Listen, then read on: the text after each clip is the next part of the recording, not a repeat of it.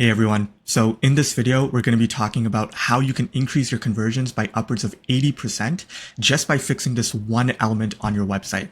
And that one element is your above the fold or hero section. This is by far one of the most important sections of your website. And if you don't optimize this section, nothing else you do from a conversion or UX perspective even matters at all. So this is complete make or break for your website. In today's video, we're going to be talking about why it's one of the most important sections and scientifically backed ways that you can actually optimize this section to get more purchases, more revenue, more leads through the door. Let's get into it. The first thing to clarify is what exactly is the above the fold or the hero section of any website.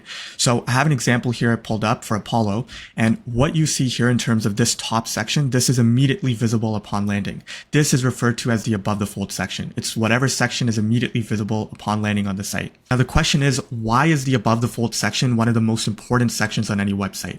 The first reason is that 60% of people, 60, will never scroll past the top hero section of any website statistically.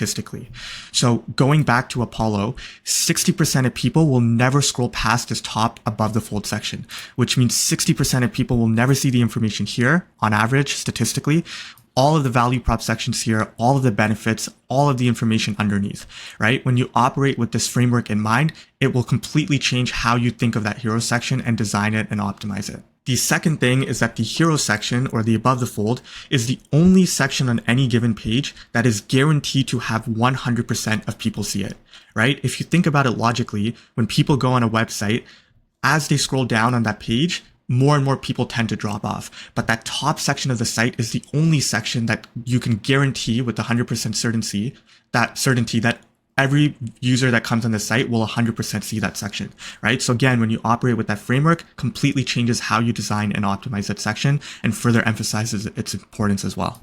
The third reason is that it statistically takes people 50 milliseconds to form an opinion of your site.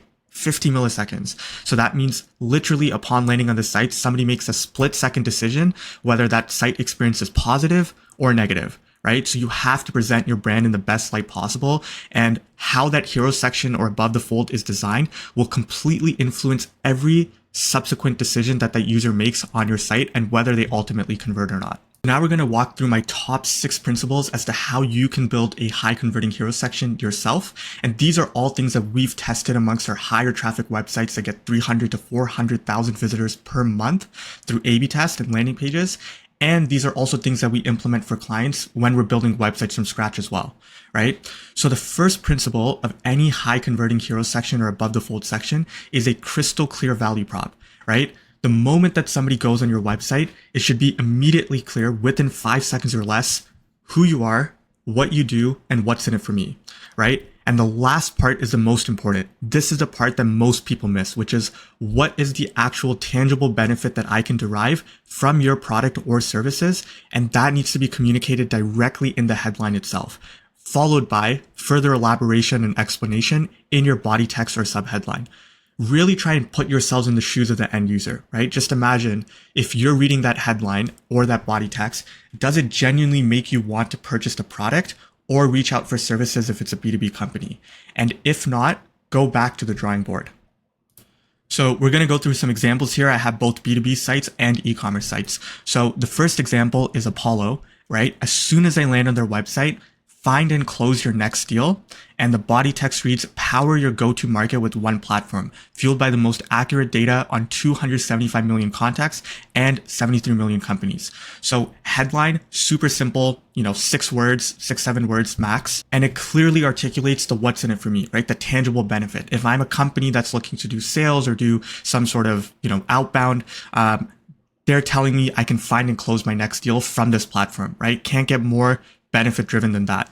The body text as well, power your go-to market with one platform. So they're highlighting the convenience aspect of, go-to-market strategy. You can do it all under one roof, under one platform, and it has the most accurate data, right? With 275 million contacts and 73 million companies. So they're elaborating on how I can find and close my next deal, right? The body text or subheadline gives you an opportunity to further expand on your value prop, right? So crystal clear value prop, 5 seconds or less. Demand base, same thing. Hit your revenue goal, use fewer resources, right? Again, super benefit driven, couple words, max. It's telling me hit your revenue goal and you can do it with fewer resources, fewer time, fewer money, etc., right? And the body text, once again, the subheadline clearly elaborates on the value prop, right? It actually says how to do this by using AI to find and engage the accounts and buying groups most likely to purchase. So again, it comes back to those three things. They've clearly explained who you are, what you do, what's in it for me, and they've done it in such a succinct way that I can digest the information. It's not large blocks of text. Here's one more example, right? Find, engage, and convert prospects into pipeline. Super benefit driven. Body text, once again, explains how they do that, right? Through their B2B prospecting database, multi-channel sequencing, and AI across the sales cycle, right? Crystal clear. Now going to the e-commerce side of things, this is a great example of a CRO-focused site, Mudwater, right? Right at the very top, their headline says, energy and focus without the jitters, right? Super benefit driven. It's telling me what's in it for me. Immediately at the top, and I only read the headline. Now with the body text, it actually articulates to who they are and what they do, right? Coffee alternative consisting of 100% organic, and they're going into the ingredients, right? With just a fraction of the caffeine found in coffee, you get energy, focus, and immune support without the jitters, crash, or poor sleep. So super benefit driven, super, what's in it for me. Prepared Hero, same thing. Fire Captain approved.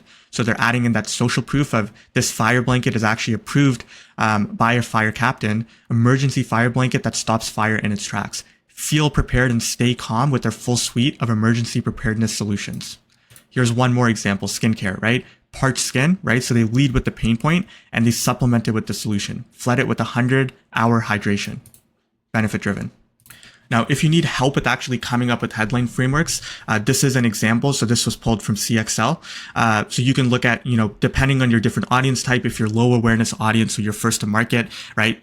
One framework that you could use is achieve specific desire with the only, largest, or most, and your product type that does a certain thing, right? If you're have a lot of comparison shoppers that are brought by search traffic and you're trying to eliminate pain, you could leverage a value prop that's more, focused on that aspect. So the only, largest, most product that people are looking for that eliminates, a common pain point, right? So this is a helpful framework that you can also use as well, amongst just looking at examples of other sites, that are high converting. So the second principle of any high converting website is social proof above the fold, right? People don't just magically scroll on websites, right? Out of pure curiosity. You have to give people a reason to scroll and actually engage on your website. You have to understand people's attention spans are super low, and especially on websites when there's a lot of competing elements, there's a lot of sections to go through. You have to make it super crystal clear, and build that trust immediately upon the site. So one of the most effective ways to do this, to get people to scroll down, is to put social proof above the fold. So think of things like reviews, testimonials, featured publications, anything that really helps to build trust immediately with users.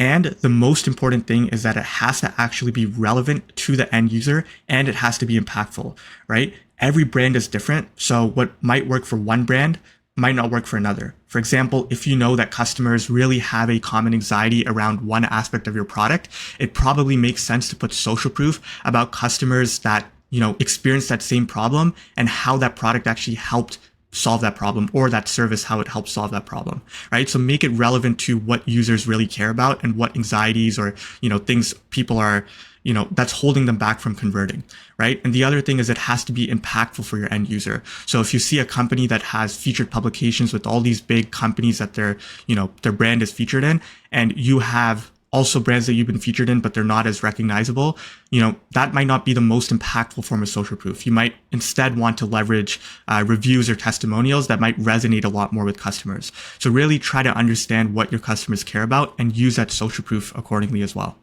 So let's go through some examples. Let's start with the B2B side. Rippling.com, right? As soon as I land on their site, they have all of these social proof right above the fold, right? They have software advice, 4.9 star rating, G2, 4.9 star rating. They have a couple of awards, Capterra reviews, Get App, right? It's not at the middle of the site. It's not at the bottom. It's at the very top. Again, because 60% of people will never scroll past this top section. The next example here is DataPel. So again, software advice, Capterra, Get App, 4.5 out of 5 star reviews, similar pattern here. And they have the integrations and logos of companies. ZoomInfo, same thing, 8,000 plus G2 reviews and trusted by 35,000 businesses. So the one thing that a lot of mistake companies make is they'll just put one form of social proof, right? They'll just put reviews or like one testimonial. The thing that we found super effective across, especially our higher traffic websites that get a lot of traffic to their site, and we A/B test this all the time, is a concept called stacking social proof. So instead of just putting reviews or testimonials, stack the social proof, put 2 to 3 different forms. So Zoom Info, they don't only have the 8,000 plus G2 reviews, they also have the trusted by 35,000 businesses. So it's even more way to build trust with users, right? Mudwater does the exact same thing. They have 49,000 plus reviews and a testimonial and as seen on all these different places. So again, that's 3 different forms of social proof. There's so much reason, so much trust that's built immediately on the top of the website, the part that 100% of people will see.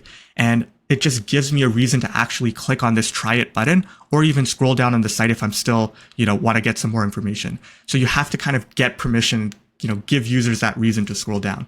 I Restore Laser, another great example, right? They have 4.6 stars, 27,000 plus reviews, most trusted laser device brand on Amazon and Google, right? Sunday Scaries, same thing, 3,800 plus reviews and a testimonial. So there's a reason why people put this at the top. The third principle is an image or video that reinforces your value prop. This one is super underrated and a lot of sites don't understand this principle. So the human brain, right, processes images 60,000 times faster than text, 60,000 times. And 90% of information transmitted to the brain is visual. So many websites I come across fail to have that clear image or video that actually reinforces their value prop or what makes their organization unique. And I'll show you a couple examples.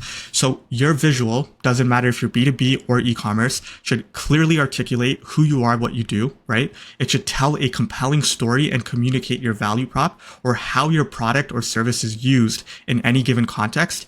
And it should, to some extent, try to connect with customers emotionally, right? This is especially for e-commerce. So starting with examples on the e-commerce side, if you look at Glean, right, they do such a beautiful job of having that image actually reinforce the value prop. You have the headline, which says your best and brightest skin in just 10 minutes. So benefit-driven headline. And they also have that image of somebody smiling using the product, presumably, right? And just giving that emotional connection, right? Your best and brightest skin. Somebody's happy, they're smiling, it connects with me emotionally, but it also reinforces that value prop and complements the headline of your best and brightest skin, right? So super great way to complement the value prop. If you look at Prepared Hero, same thing, right? They have Fire Captain approved. So they actually have an image that's actually relevant to the value prop of a fire blanket. They have somebody giving a thumbs up, right? I think this is actually one of the, I think the founders of the company. And they also have the fire blanket in their hand, right? So again, super relevant to the value prop itself. Fire Captain approved. Here's one more example. This is a CBD company, Pure and Premium CBD. And they have, again, a happy person smiling with the product in hand in a field, right? So again, it just gives you that emotional connection or resonance with the brand. If we go to the B2B side, right, it's, similar principles, just articulated differently. So user gems, you actually have an image of how the platform looks like, right? They don't have this generic stock imagery of somebody pointing at the text or something like that, which I see all the time. They actually have an image of their platform and they have this creative animation that shows you exactly how their platform works and how all of the dots are connected as well. Apollo, same thing, right? They have this little creative animation showcasing the dashboard and articulating the value prop of the company. They're actually showing the features. I can visually see without having to scroll down, without having to go to another page. I can visually see in 5 seconds or less what their platform looks like and what features are available on their platform. Wiza, same thing. I can see what their platform looks like. I can see some of the features, install the extension, connect your CRM.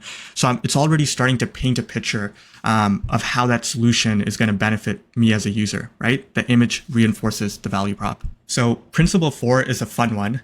And this is one that not a lot of people think about, but it's, one of those more advanced techniques that you can really take your hero section to the next level. So just look at the graphic on the right? This basically articulates what visual hierarchy is. Visual hierarchy is how you guide somebody's eyes from top to bottom.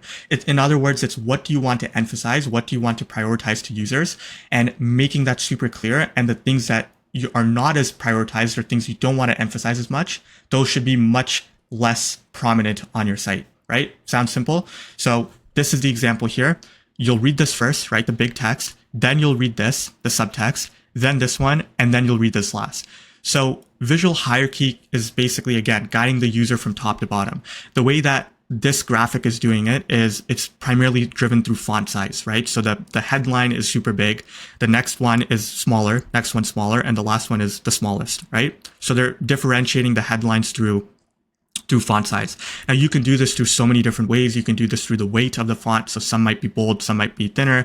You can do this through colors, through the size, like buttons should be big, right? That establishes hierarchy. But this is super underrated. And I'll show you a couple examples of sites that really nail down the visual hierarchy on their site. Okay, so let's start with e-commerce. So Sunday Scaries, you have one big headline here, make life not so scary, right? Clearly that's where my eyes gravitate to first.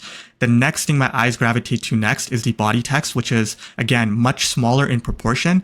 It's also capitalized, which, you know, if I was auditing this site, I would potentially test making that lowercase just so it's not as competing. Not everything is capitalized and in your face. And then they have a nice big shop now button, right? Immediately gravitates my attention to the shop now next. So clear flow of information from top to bottom.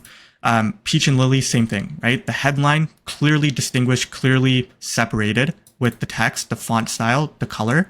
Body text clearly differentiated from the headline, different color, different font weight, etc. So I go headline, body text, and look at the button, right? Different color. If I was to blur out everything on this page, right, I would still be able to find the call to action button because it's a different color, because it's emphasized, because it's, you know, separated from the rest of the elements. So again, clear visual hierarchy top to bottom. One example on the B2B side would be Chili Piper. So again, they have one big headline, body text is separated, and they have a nice big get a demo button, which is differentiated from the rest of the content. So it's very clear what action they want me to take, and the visual hierarchy is super clear as well. The fifth principle of any high converting hero section is making call to action buttons easy, right? For the majority of businesses, your only goal at the end of the day is to convert visitors into buyers, right? You might say it's to educate customers or, you know, give them more information, but that ultimately leads to that end goal of, you know, people converting. So whatever that core action is you want people to take, anything that deviates from that core conversion action should be removed. It should be less emphasized, right? You have to make the action you want people to take as easy as possible and as clear as possible. So that means large CTA buttons that stand out, right? Messaging that creates urgency and action within the CTA. Make it super easy for the end user to take action. When that core action is not clear, that's the moment that people exit the site and they ultimately don't convert. So Prepared Hero, I think, does a great job of this because, again, fire blanket that stops fire in its tracks, right? It's a fire blanket company. And you can see the button. It's super prominent. Get prepared today. Even the messaging is super, you know, action driven or benefit driven. It's not just shop now, buy now, get prepared today, right?